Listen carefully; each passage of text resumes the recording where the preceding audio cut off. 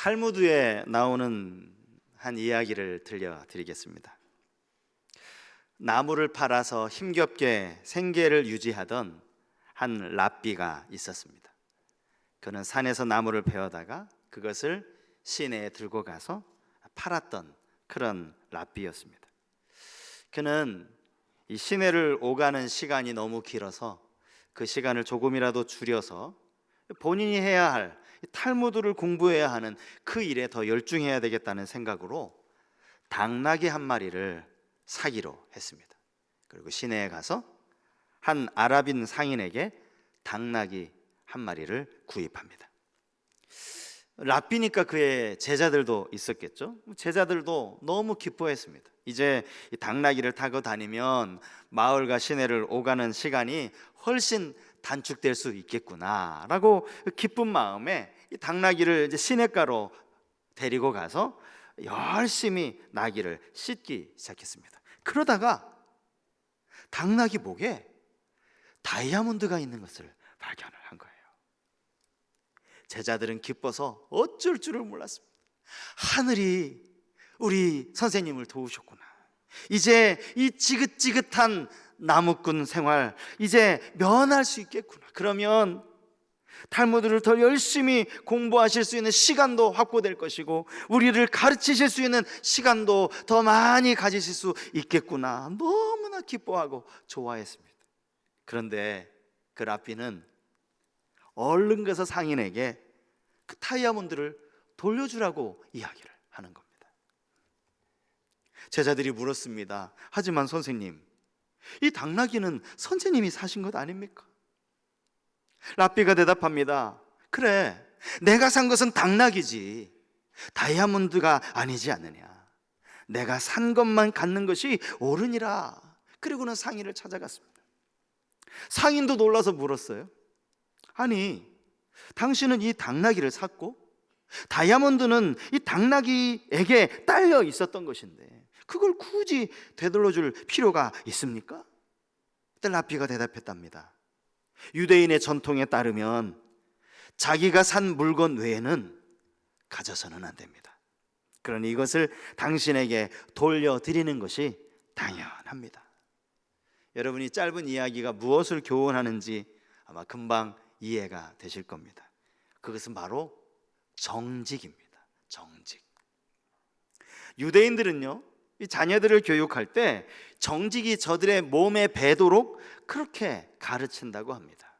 부모들이 자녀들에게 꼭 하는 질문이 있다고 그래요. 네가 죽어서 반드시 하나님 앞에 서게 될 텐데 하나님이 분명히 이거 물으신다라는 거죠. 너 세상에 사는 동안 상거래하면서 양심에 따라 정직하게 행동했느냐? 하나님이 이건 물으신다라는 거예요. 이 물음 앞에 너 진실하게 대답할 수 있어야 된다. 정직한 노라고 말할 수 있어야 된다. 이렇게 가르친다라는 겁니다. 그러니 정직이 몸에 뵐 수밖에 없는 것 아니겠습니까? 오늘 우리가 상고하려는 말씀도 정직과 관련된 말씀입니다. 우리는 계속해서 산상수훈의 말씀을 지금 살펴보고 있습니다. 살인에 대해서 또 간음에 대해서 살펴보았는데 오늘은 이제 맹세에 대해서 살펴보게 되었습니다. 사실 어떤 분들은 이 말씀이 지금까지 주님께서 교훈하신 것과는 조금 다른 말씀이 아닌가 이렇게 생각하실 수도 있습니다. 하지만 사실은 커다란 범주 안에 있는 같은 의미의 말씀이라고 할 수 있습니다. 그 커다란 범주가 뭘까요? 그 커다란 범주가 마태복음 5장 20절 말씀이에요. 여러분 마태복음 5장 20절 말씀을 우리 한번 같이 읽었으면 좋겠는데 자막을 보시면서 우리 한번 같이 읽겠습니다. 시작. 내가 너희에게 이르노니 너희 의가 서기관과 바리새인보다 더 낫지 못하면 결코 천국에 들어가지 못하리라. 주님은 지금 서기관이나 바리새인들보다 더 나은 의에 대해서 말씀을 하고 계시는 겁니다. 당시 율법을 중시하면서 율법을 가르쳤던 종교 지도자들, 그들이 율법의 본질은 무시한 채 그저 문자적으로 형식적으로만 율법을 지키려 했다라는 거예요. 주님은 말씀하시는 거예요. 그러나 너희는 다르게 살아야 한다. 너희 의가 그들보다 더 나아야 된다. 이렇게 말씀을 하시는 거예요. 계명을 형식적으로 지키는 것이 아니라 그 본래의 의미를 깨달아야 한다는 거죠. 거기에 충실해야 한다는 겁니다. 이게 더 나은 의라고 하는 것입니다. 먼저는 모세의 율법에서 말하는 이 맹세에 대해서 주님이 말씀하십니다. 본문 33절 말씀이죠. 또 옛사람에게 말한 바 헛 맹세를 하지 말고 내 맹세한 것을 주께 지키라 하였다는 것을 너희가 들었으나.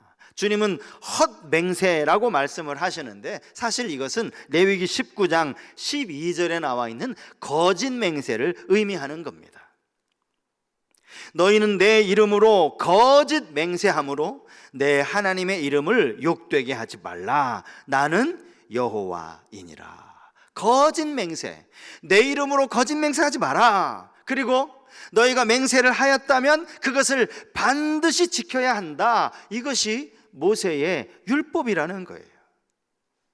맹세와 관련된 말씀들은요, 성경 여러 곳에서 찾아볼 수 있습니다.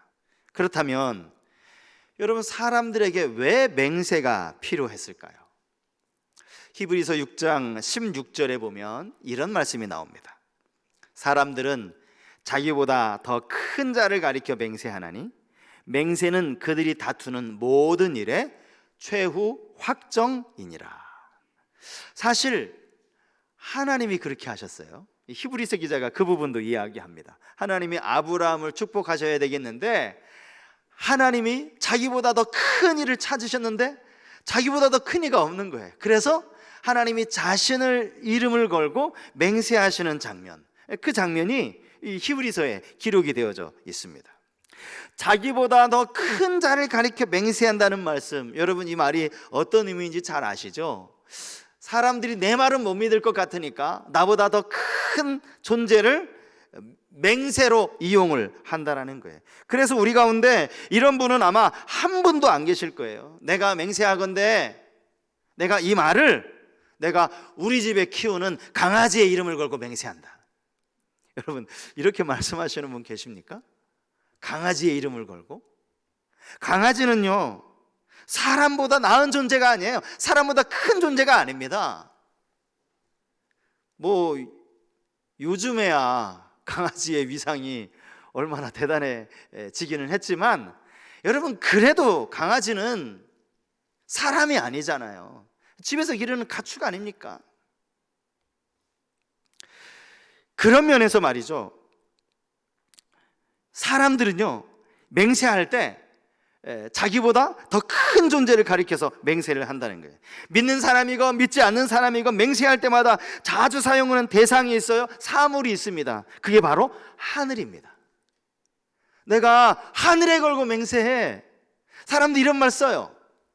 믿는 사람들만 쓰는 게 아니에요. 믿지 않는 사람들도 씁니다. 왜냐하면 교회를 다니는 사람이건 하나님을 믿는 사람이건 믿지 않는 사람이건 누군가가 자기보다 더 큰 존재가 하늘이라는 것을 인식하기 때문이죠. 인정하기 때문이죠. 하늘에 걸고 맹세한다, 이렇게 이야기를 하는 거죠. 또 그렇게 한 맹세는 그들이 다투는 모든 일의 최후 확정이다, 이렇게 말했어요. 최후 확정. 여러분 최후 확정이라는 말이 뭐겠습니까? 내가 하늘에 걸고 맹세해 라고 이야기하면 더 이상 논쟁이 필요 없다라는 거예요. 그것으로 끝이라는 거예요. 하늘에 걸고 맹세한다라고 했는데 왜 내 말을 못 믿어? 왜 말꼬리를 잡고 있어? 당신 말은 도무지 믿지 못하겠어 라고 이야기하더라도 내가 하늘에 걸고 맹세한다니까, 그러면 더 이상 할 말이 없는 거예요. 더 이상 그걸 가지고 다툴 이유가 없는 거예요. 그래서 최후 확정, 다툼이 종결된다라는 그런 의미의 말이죠. 여러분 맹세는요 사전적인 뜻을 찾아보니까 일정한 약속이나 목표를 꼭 실천하겠노라고 굳게 다짐하는 것을 의미하는 겁니다. 그러니까 나보다 더 큰 자를 가리켜서 그의 이름을 걸고 맹세하는 게 어떻게 보면 지극히 당연한 일이죠. 성경에 이 맹세라는 단어를 가장 먼저 사용한 사람을 찾아보니까 아브라함이더라고요. 아브라함이 창세기 14장에 보면 이제 이 맹세라는 단어를 사용하는데, 창세기 14장은 이 가나안 왕들 간에 서로 이제 전쟁 이야기가 기록되어져 있습니다. 그들이 막 전쟁을 하다가요, 아무 연고도 없고 아무런 상관도 없는 그 아브라함의 조카 롯이 소돔성에 살고 있다는 이유만으로 전쟁 포로로 끌려가요. 잡혀갑니다. 그 이야기를 아브라함이 듣죠. 그리고는 자기 집에서 이제 훈련시킨 318명의 사람들을 이끌고 쳐들어가요. 가서 조카 롯을 구해옵니다. 조카 롯만 다시 데리고 오는 것이 아니라 빼앗겼던 모든 재물들까지도 모조리 되찾아오죠. 그때 아브라함을 맞이했던 왕이 소돔 왕인데요, 그가 아브라함에게 이렇게 이야기하는 거예요. 이건 네가 전쟁에서 빼앗은 거니까 이 전리품들은 네가 다 가져도 좋다. 하지만 사람들은 우리에게 돌려달라. 그 이야기를 했어요. 그때 아브라함이 했던 이야기가 창세기 14장 22절 23절 말씀이에요. 아브라함이 소돔 왕에게 이르되 천지의 주제이시오 지극히 높으신 하나님 여호와께 내가 손을 들어 맹세하노니 내 말이 내가 아브라함에게 치부하게 하였다 할까 하여 내게 속한 것은 실 한 오락이나 들매끈 한 가닥도 내가 가지지 아니하리라. 나 전리품 필요 없다라는 거예요. 하나도 안 가지겠다는, 실 오락이 하나라도 나에게 가지지 않겠다. 누구의 이름으로 맹세한 거예요? 하나님의 이름으로 맹세하는 거예요. 여호와 하나님의 이름으로. 뿐만 아니라 여호와 하나님도 아브라함에게 맹세를 하셨더라고요. 아들 이삭을 번제로 드리라 라는 이 하나님의 명령은 사실은 이삭의, 이 아브라함의 믿음을 시험하기 위한 것 아니었습니까?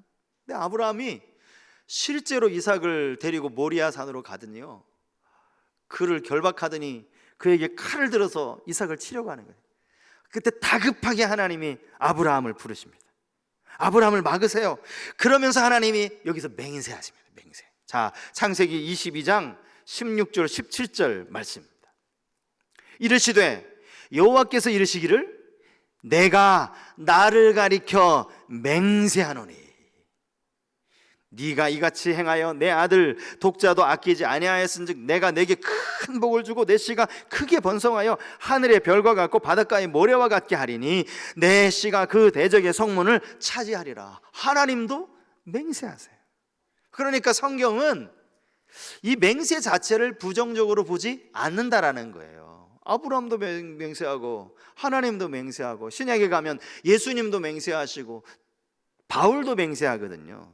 자, 율법의 말씀이라고 할 수 있는 신명기 10장 20절 말씀도 마찬가지입니다.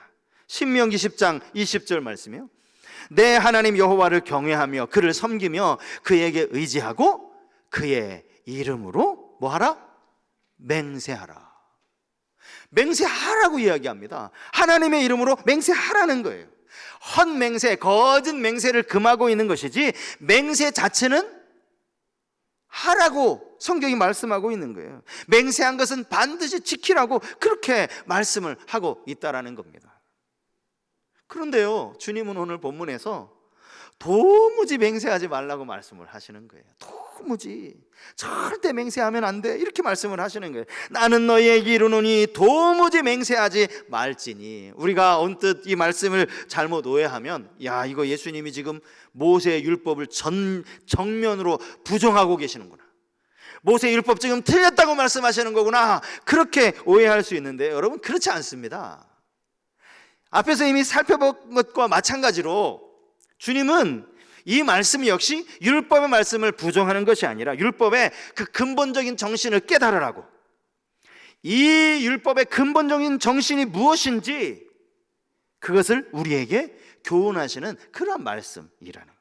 그렇다면 오늘 주님이 말씀하시는 이 맹세하지 말라라는 이 말씀의 의미가 무엇인지, 본래적인 의미가 무엇인지, 그것을 우리가 한번 살펴봐야 되지 않겠습니까? 맹세하지 말라라는 말씀의 의미, 그 첫 번째는요, 맹세의 대상으로 진실을 증명할 수 없다라는 거예요. 오늘 본문을 보시면 사람들이 하는 맹세의 대상들이 네 가지가 열거가 되고 있어요. 어떤 사람은 하늘을 두고 맹세하고, 어떤 사람은 땅을 가리켜서 맹세합니다. 또 누구는 예루살렘으로 맹세하고, 누구는 자기 머리를 두고 맹세합니다. 이것이 당시 사람들이 하는 그런 맹세의 대상들이었다는 거예요. 예수님이 밑도 끝도 없이 말씀을 하신 것이 아니라 당시 사람들이 습관적으로 사용하던 그 맹세의 대상들이었다라는 거예요. 사람들이 이 네 가지 대상을 가지고 맹세를 했다라는 거예요. 그런데 보세요, 율법의 말씀처럼 정작 그들이 하나님의 이름으로는 맹세하지 않아요. 하나님의 이름으로 맹세하지 않고, 하나님과 하늘은 완전히 다르잖아요. 하늘을 두고 맹세하는 거예요. 땅을 두고 맹세하는 거예요. 이들이 하나님의 이름으로 맹세를 하면 이거 반드시 지켜야 되거든요. 빠져나갈 구멍이 없거든요. 그러니까 하나님의 이름으로 맹세하는 것은 조금 나에게 부담스럽고, 하지만 뭔가 맹세를 통해서 나의 진실성을 사람들에게 보여줘야 되겠고, 그래서 만든 것이 하늘이라는 거야. 하늘. 자기에게 불리한 것은 살짝 빠져나가면서도 자신의 맹세가 진실하다는 것을 증명하려고 하늘이라는 것을 갖다 붙인 거예요. 땅이라는 대상을 갖다 붙인 겁니다. 그런데 주님이 오늘 본문에 뭐라고 말씀하십니까? 하늘은 하나님과 상관없는 줄 아느냐?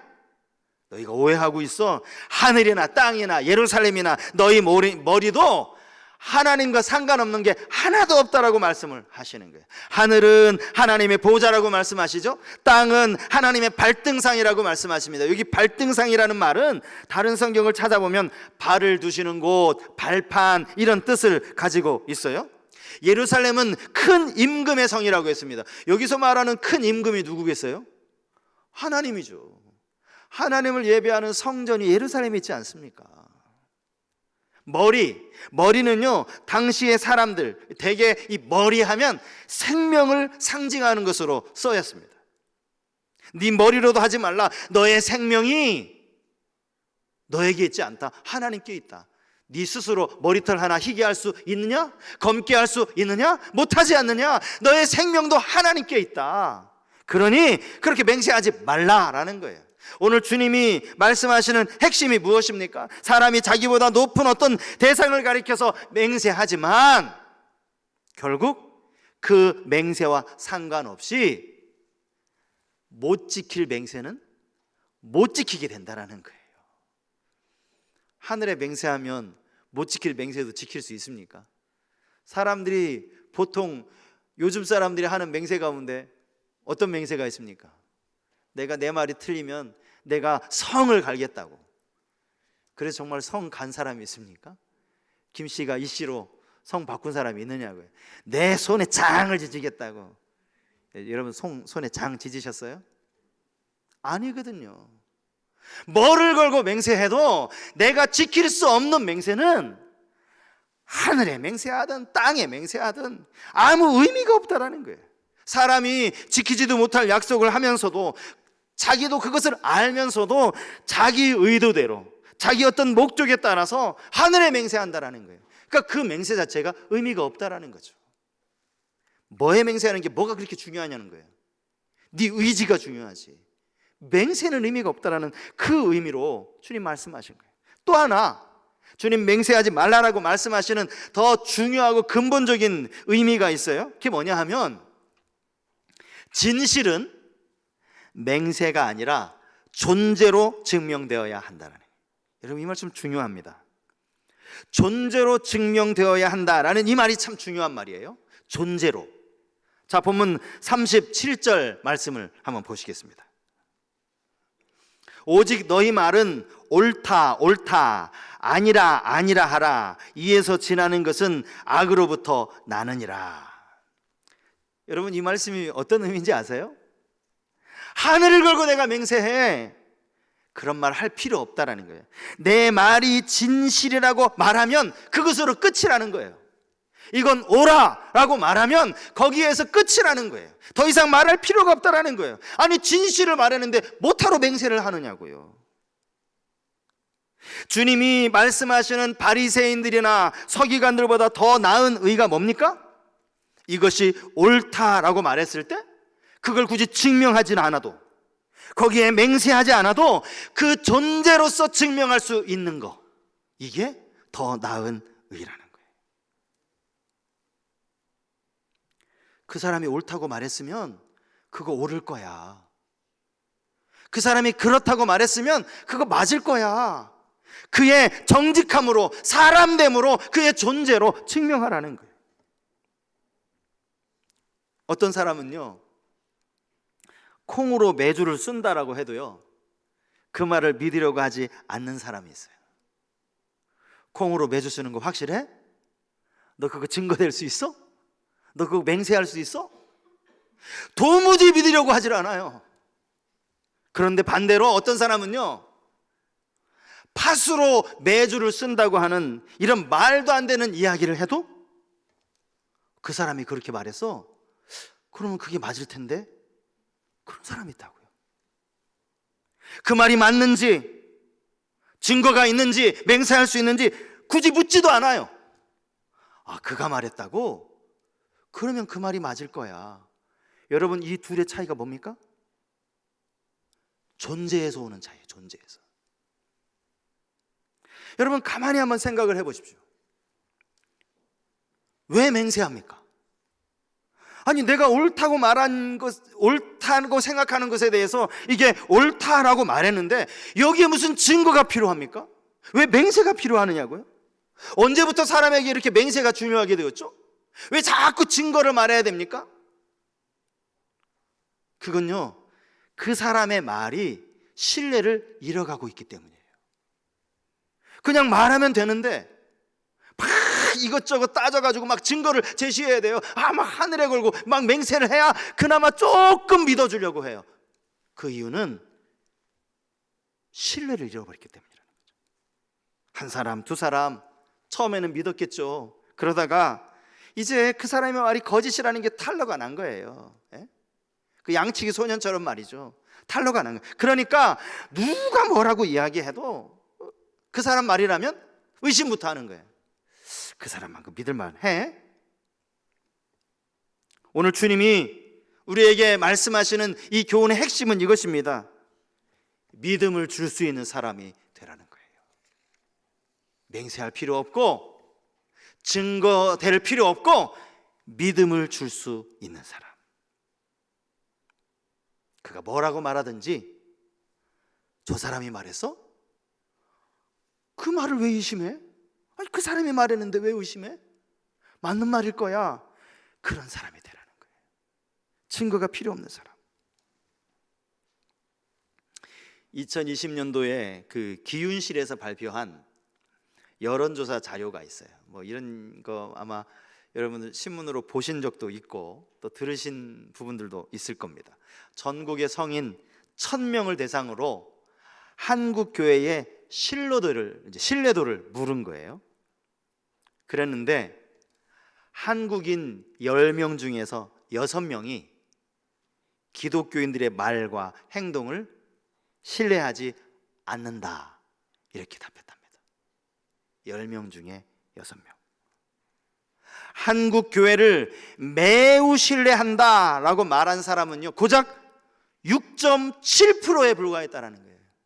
여러분, 67%여도 뭔가 좀 아쉬워야 되는 것 아닙니까? 6.7%, 6.7%. 기독교인들의 말과 행동에 믿음이 가는가라는 이 질문에는요, 65.3%가 못 믿겠다. 교회 다니는 사람들 말 못 믿겠다. 그렇게 이야기하는 거예요. 더 충격. 너무 부끄럽고 창피한 이야기. 목사에 대한 신뢰도, 목사에 대해서는 신뢰합니까? 응답자 가운데 68%가 신뢰하지 못한다.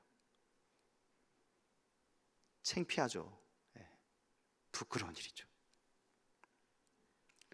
주님은 지금 굳이 맹세하지 않아도 네 말, 너의 존재만으로도 너의 말을 사람들이 믿을 수 있도록 그렇게 해라 말씀을 하셨는데 완전히 반대가 되어버린 거예요. 아무리 맹세를 하고 아무리 증거를 대도 너 교회 다닌다며, 너 교회 다녀서 내가 못 믿는 거야, 이런 꼴이 되어버린 거예요. 교회 다닌다는 사람을 어떻게 믿느냐고. 65.3%가. 기사를 읽으면서 제가 한편 저 혼자 생각으로 이런 생각이 들었어요. 이걸 왜 꼭 굳이 기독교라는 종교를 집어넣나? 이 사회 전체가 지금 사실은 서로를 신뢰하지 못하는 사회 아닌가? 이 사회 전체가 그런 것 아닌가? 제가 그냥 혼자 그렇게 생각을 한 거예요. 그런데 이 기사의 뒷부분을 보니까요, 주요 이 종교별로 신뢰도를 또 조사를 했더라고요. 종교별 신뢰도. 아시죠? 가장 신뢰할 수 있는 종교 가톨릭, 두 번째 불교, 마지막 기독교. 여러분, 문제가 뭡니까? 기독교가 처음부터도 이렇게 사람들의 신뢰를 못 받았나요? 기독교 초창기에 참 가난하고 어렵고 힘들었을 때, 여러분 그때도 기독교인이라고 하면 이렇게 사람들이 교회 다니는 사람? 네 말 못 믿어, 그렇게 반응을 보였을까요? 처음부터 이러지는 않았을 거라는 거죠. 어느 순간부터 우리가 이 맛 잃은 소금이 되어버린 거예요. 사람들에게 짓밟히는, 이게 짓밟히는 것 아닙니까? 이게 맛 잃은 소금이 되어버리고 말았다는 거예요. 그러면 도무지 맹세하지 말라라는 주님 분명히 말씀하셨는데 우리가 이 말씀을 어떻게 받아들여야 되겠습니까?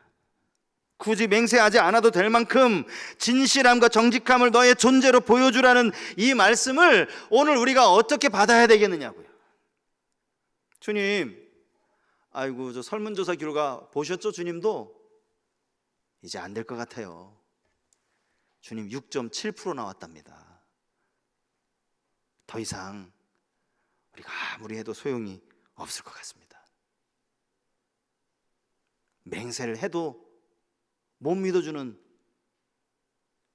그런 상황이 되어버렸습니다. 주님 이거 포기해야 되겠습니다. 여러분 그렇게 주님께 말씀하시겠습니까?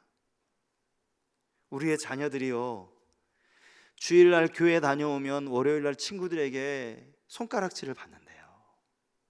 너 아직도 교회 다니니? 이야, 참 한심하다. 손가락질을 받는답니다. 어쩔 수 없이 부모의 손을 잡고 교회를 다니기는 하지만 교회를 다니는 그 스스로조차도 교회 다니는 것을 부끄럽게 여기는 그런 시대가 되어버렸다는 거예요. 그런 세상이 되어버렸다는 거예요. 여러분 그들이 무슨 잘못이에요?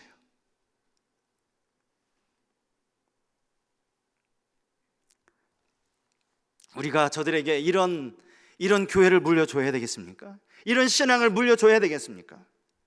저는 그렇지 않다라고 믿습니다. 그러기 위해서는 우리 안에 정직을 다시 회복해야 한다라고 믿습니다. 저 사람은 교회 장로님이시래. 저분은 어느 교회 건사하지? 그러니까 저분만은 믿을 수 있을 거야.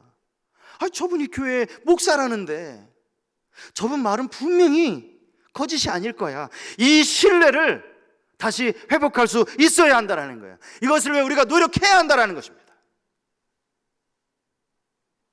정직하게 사는 게 갈수록 어려워지고 있어요. 이거 맞는 이야기입니다. 정직하게 살면요 오히려 바보 취급을 당합니다. 적당히 거짓말도 하고 남도 속어가면서 그렇게 살아가는 것이 이 세상을 살아가는 지혜인 것처럼, 처세술인 것처럼 그렇게 가르치고 있습니다. 사기를 당한 사람이요 사기친 사람에게 막 따지죠. 내가 잘못한 건 당신의 말을 액면 그대로 믿은 것밖에 없다고. 그렇게 이야기하면 사기친 사람이 사기당한 사람의 비웃으면서 이렇게 이야기한다는 거죠. 당신 그래서 잘못이라고. 왜 내 말을 믿느냐고. 내 말을 믿었다는 당신이 바보라고. 세대가 이렇게 돼버렸어요. 정직이 밥 먹여주냐고 얘기합니다. 정직해서는 살 수 없는 세상이 되었다라고 이야기합니다. 여러분 그럼에도 불구하고 우리 정직하게 살아야 돼요. 그 이유가 뭔지 아십니까? 우리 그리스도인이잖아요. 우리 하나님 자녀잖아요. 우리가 진리라고 믿고 있는 하나님의 말씀이 정직하라고 분명히 말하고 있지 않습니까? 여러분 성경을 버리시겠습니까? 누가복음 22장 26절에서 주님은 이렇게 말씀하십니다. 너희는 그렇지 않을지니 너희 중에 큰 자는 젊은 자와 같고 다스리는 자는 섬기는 자와 같을지니라. 너희는 그렇지 않을지니. 다르게 살아야 된다는 거예요. 죄송합니다. 저 자신도 사실 100% 정직하지 않아요. 그럼에도 불구하고 제가 이렇게 제 안에 울분이 차서 이렇게 말씀드리는 것 정말 죄송합니다. 하지만 여러분, 우리가 이대로 우리 자녀들에게 신앙을 물려줘서는 안 되잖아요. 거룩이라는 말은 구별됨이라는 말과 통합니다. 성도라는 말 역시 구별되게 사는 사람이란 뜻 아닙니까? 여러분 모두 성도이시지 않습니까? 그렇다면 우리는 마땅히 다르게 살아야 한다는 거죠. 다르게 살다 보면 손해볼 수 있습니다. 손해봐야 합니다. 다르게 살다 보면 억울한 일을 당할 수도 있습니다. 하지만 그때마다 하나님의 자녀라는 사실, 성도라는 사실을 여러분 기억하십시오. 하나님이 우리를 바라보고 계신다는 사실을 기억하십시오. 내가 정직하게 사느라고 손해보는 거 하나님 다 보고 계신다는 사실을 꼭 기억하십시오. 주님은 자기 십자가를 지고 나를 따르지 않는 자는 내게 합당하지 않다, 이렇게 말씀을 하셨어요. 여러분, 이 구절을 어떻게 이해하십니까? 자기 십자가를 지고 나를 따르라. 여러분, 자기 십자가가 뭐라고 생각하세요? 내가 져야 할 십자가가 뭡니까? 전 내가 져야 할 십자가가요, 말씀에 순종하며 정직하게 사는 것이라고 생각합니다. 그게 십자가예요. 말씀대로 살아가는 거, 다르게 살아가느라고 손해보는 거, 그게 십자가입니다. 정직하게 살아가느라고 바보 취급 당하는 거, 그게 십자가라고요. 주님이 자기 십자가를 지고 따르는 자를 찾으십니다. 잠깐 우리가 당하는 환난은 우리에게 주어질 영광과 좋게 비교할 수도 없다라고 성경은 말하고 있습니다. 그러므로 우리는 정직하게 살아가야 합니다. 성도의 말은 보증수표가 되어야 합니다. 다시 맹세하지 않더라도 믿음을 줄 수 있어야 합니다. 주님이 말씀하시는, 여러분, 좁은 길이 뭡니까? 좁은 길. 우리가 찬양 부를 거예요. 주님 가신 그 길을, 그 좁은 길을 가겠다. 여러분, 좁은 길이 뭡니까? 말씀대로 순종하며 살아가는 거예요. 온통 거짓이 난무하는 시장 가운데서 정직하게, 이게 하나님이 원하시는 길이라고, 이것이 하나님의 명령이라고, 그 정직하게 그 길 가는 거, 그게 좁은 길이에요. 주님을 따라야 하는 길이 바로 그러한 길인 줄 믿습니다. 또 한 주간 세상 가운데 여러분 살아가셔야 하는데, 정말 여러분들을 축복합니다. 하나님이 은혜 주셔서 그 길 묵묵히, 이게 내 십자가인 줄 알고, 막 고난당하고 핍박당하고 너가 내 막 손가락에 못 박고 그런 거 없잖아요. 말씀대로 살아가는 거, 정직하라. 오늘 이 말씀을 여러분 마음에 깊이 새기셨으면 좋겠어요. 정직하게 그렇게 믿음으로 걸어가는 우리 모든 성도님들 되실 수 있기를 주님의 이름으로 축복합니다.